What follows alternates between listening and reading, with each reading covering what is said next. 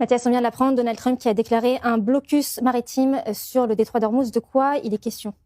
Écoutez, c'est une information qui circulait depuis plusieurs heures et nous avons vérifié vis-à-vis des détails qui ont été publiés dans la nuit. Et on est en possibilité de dire effectivement qu'au-delà de l'annonce, l'effet d'annonce de Donald Trump, qui donc déclare une sorte de blocus maritime sur le détroit d'Ormuz, eh bien, j'ai pu converser avec d'anciens officiers de la marine, et notamment Jean-Christophe Charles, chercheur associé au FMES et ancien capitaine de vaisseau de la marine française, qui m'a expliqué la chose suivante. À partir du moment où les Américains ont envoyé, pendant qu'ils négociaient à Islamabad, ont envoyé 2 navires de destroyers de guerre, des DG, c'est-à-dire des navires de guerre qui sont utilisés pour la guerre marine et anti-aérienne.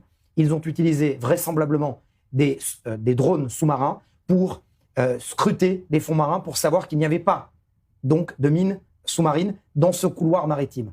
À partir du moment où le couloir maritime a été nettoyé et que les navires de guerre, donc les destroyers, des DG américains, 2 destroyers, sont passés, ils ont créé une nouvelle route maritime.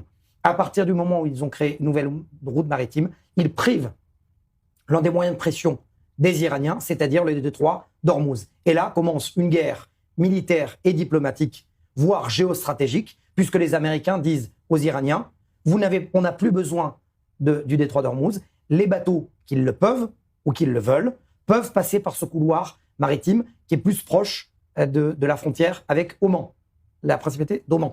Mais ça va beaucoup plus loin. C'est-à-dire que les bateaux qui vont continuer à passer par le détroit d'Ormuz, ça voudra dire donc clairement qu'ils financent l'activité de guerre des gardiens de la Révolution et donc commence encore plus un problème de géostratégie. Et donc, les Américains viennent de réaliser, si cela fonctionne dans les faits, un coup d'échec majeur face aux Iraniens. Pendant qu'on négocie à Islamabad, on prive les Iraniens d'une des cartes de pression extrêmement forte dans cette guerre. Il ne reste donc aux Iraniens plus que l'île de Karg, à condition que les bateaux viennent charger le pétrole iranien à l'île de Karg et passer. Mais maintenant que les bateaux, peut-être, n'ont plus besoin de venir charger, eh bien même cette possibilité de l'île de Karg tombe à suivre dans les prochaines semaines.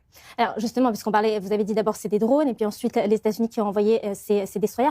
Quelle est la spécificité justement de ces avions ? Comment est-ce qu'ils arriveraient à déminer le détroit d'Ormuz ? Alors ces drones, en fait, il n'est pas question de déminer. Pour l'instant, il est question de nettoyer le couloir maritime, de faire en sorte que, vous savez, très clairement, dans l'infanterie, dans le génie militaire, au sol, il y a ce qu'on appelle un tractopelle D9 qui passe au-dessus des mines, qui fait exploser les mines. Là, c'est pas le but de ces drones sous-marins. Le but de ces drones sous-marins qui ont été envoyés par, justement, ces 2 destroyers américains,